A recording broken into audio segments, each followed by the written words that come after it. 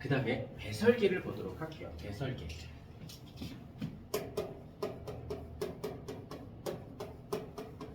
자, 이 배설계는 사실 정확히 말하면 배설만 하는 게 아니고 항상성도 유지가 되고, 또 하나는 배설하고 배출은 달라요.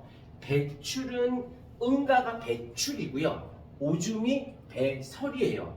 어떻게 다르냐면, 우리가 소화기관이 안 좋아서 병원에 가잖아? 그러면 정확하게 따지면 내과로 가는 거가 맞게, 외과로 가는 게 맞게? 소화, 몸 안에 있는 건데 외과로 갑니다. 내과로 가려면 표피를 찢고 들어가야 내과인 거야. 근데 속이 보이잖아. 이게 속이 아니야.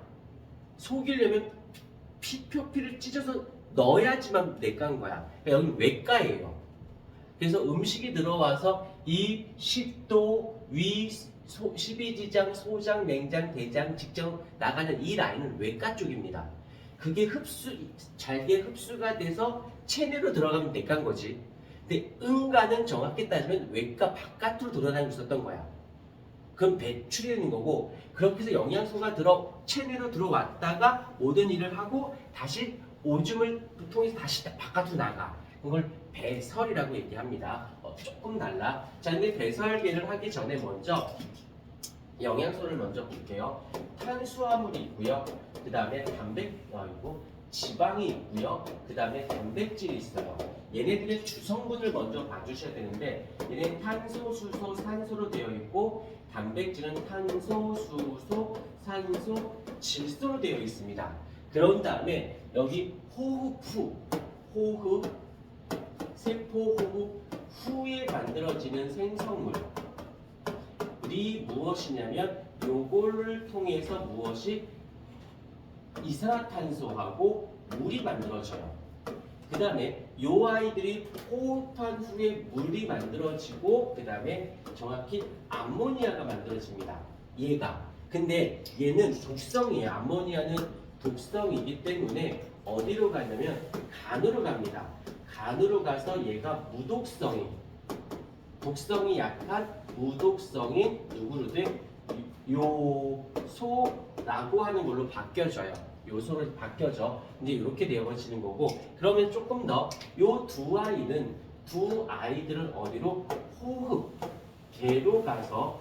호흡계로 가서 바깥으로 방출이 되고, 요 또 하나 물과 요소는 어디로 가? 배설계로 가서 바깥으로 나가게 되는 겁니다. 그래서 선생님, 호흡할 때 물도 바깥으로 나가나요? 그러면 추운 겨울에 하면 뭐가 나오니? 입김이 나오지. 그 입김이 뭐냐면 체내 수증기 상태로 호흡을 통해서 나가는데, 바깥이 추워서 응결돼서 액체가 된 거야. 작은 물방울도 그게 입김이다. 그래서 이산화탄소뿐만 아니라 물도 나가고, 배설계를 통해서도 물이 빠져나간다라는 것이고, 이 배설계에서 대표기관이 바로 우리가 신장, 같은 말로는 콩팥이라고도 합니다. 이게 콩이나 팥을 보게 되면 얘가 약간 이렇게 생겨서 이게 씨앗이거든요. 콩이나 팥이 이렇게 생겼는데 신장이 이렇게 생겼다라고 해서 우리는 신장 콩팥이라고도 얘기합니다. 그래서 예전에는 또 얘네들도 마찬가지 좀 많이 디테일하게 배웠었는데, 요즘은 이렇게 디테일하게 좀 전체 이 통합적 작용이, 그러니까 이렇게 보면 돼. 호흡, 소화 네 가지가 한 챕터인데, 원래는 호흡계 한 챕터, 순환계 한 챕터, 배설계 챕터, 이렇게 아예 챕터 4챕터 있었어요. 그게 뭉쳐서 여기서 한 번에 다 있었다 보니까 양이 많이 줄어든 거야. 그래도 간단히는 정리를 좀 해드리도록 할게요. 지금 몇 시야? 자, 보십시다.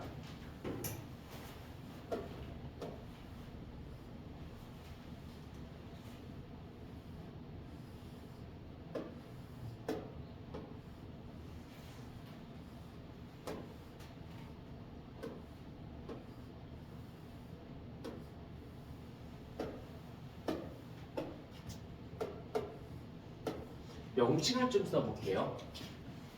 심장으로 가고 있는 동맥이 이렇게 옵니다. 그럼 여기가 어디가 되냐면 사구체가 되어지고 여기가 모세혈관이 되어지고 이쪽이 심정맥이 이렇게 되어지게 되고 여기가 어디냐면 보원 주머니가 되고 여기가 세뇨관이 되고 이쪽이 집합관이 돼서 쉬하고 나가는 곳이 이제 여기가 이렇게 되는데 여기서 사구체와 보원 주머니 여기 모세혈관과 세뇨관 여기를 첫 번째 구간 여기를 두 번째 구간이라고 잡을게요. 먼저 첫 번째 구간을 볼게요. 이 첫 번째 구간에는 사구체와 보원 주머니 되는데 그림을 다시 그려볼게. 이런 식으로 얘가 지금 신동맥 여기가 모세혈관으로 빠져나가는데요. 여기가 이렇게 되어 있고 얘가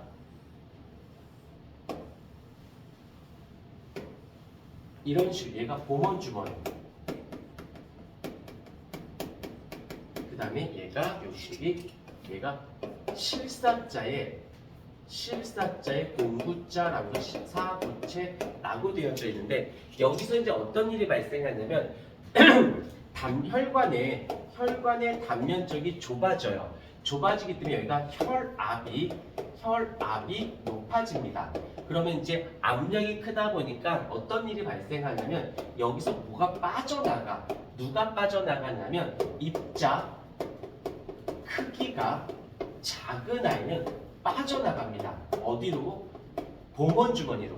그러면 일로 다시 돌아가는 애들은 누구야? 대부분이 큰 입자들이겠죠. 대표적으로 단지혈이라고 하는 아이. 단백질 지방 혈구들은 빠져나가지 못하고 입자가 작은 아이. 요걸 총칭해서 뭐라고 부르냐면 여과라는 말을 씁니다. 여과는 입자 크기가 작은 아이들만 빠져나온 거. 라고 얘기하고 얘는 에너지의 소비가 없죠. 입자 크기만 작으면 되니까. 그래서 빠져나온 요 아이들을 빠져나온 애를 우리는 원요라고 불러요. 원요는 혈액 중에서 입자 크기가 큰 애를 뺀 나머지를 원요라고 불러. 그러면 여기가 지금 원료가 되겠지? 그러면 가만 냅두면 어떻게 될까? 아예 일로 빠져나가 버리겠지. 그럼 입자 크기가 큰 거는 다시 돌아가고 입자 크기가 작은 건 빠져나가는데 자 여기서 문제인 게 일로 나가는 애는 불필요한 애를 내보내는 거고 필요한 아이는 다시 돌아가야 되는데 여기서만 이런 일이 발생해. 대표적으로 누가 그러냐면 입자 크기가 작은 아이가 누가 있냐면 사실 포도당도 입자 크기가 작고요. 아미노산도 입자 크기가 작아요. 물도 그렇고요. 그 다음에 여기서 이제 원료, 요소 또 얘네들이 다 이걸 포함해. 그런데 이대로 두면 얘네 포도당과 아미노산도 버려지게 되지 않을까? 그래서는 안 되거든. 그래서 이제 두 번째 구간으로 와볼게요. 두 번째 구간에는 누가 있냐면 세뇨관과 모세혈관, 세뇨관하고 그다음에 모세혈관이 이렇게 지나가면 여기에는 주로 입자의 크기가 작은 아이들, 입자 크기가 큰 아이들이 이렇게 되어 있어요. 그런데 나는 지금 여기서 나는 그렇긴 한데 이대로 가만 냅두면 그대로 두면 얘는 어디로 가야 되냐면 심정맥을 거쳐서 심장으로 다시 돌아가는 것이고요.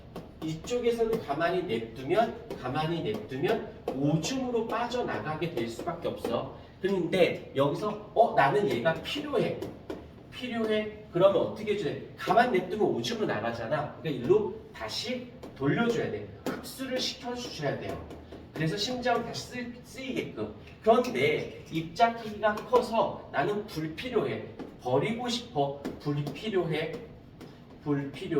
그러면 다시 어떻게? 다시 분비를 시켜줘야겠죠.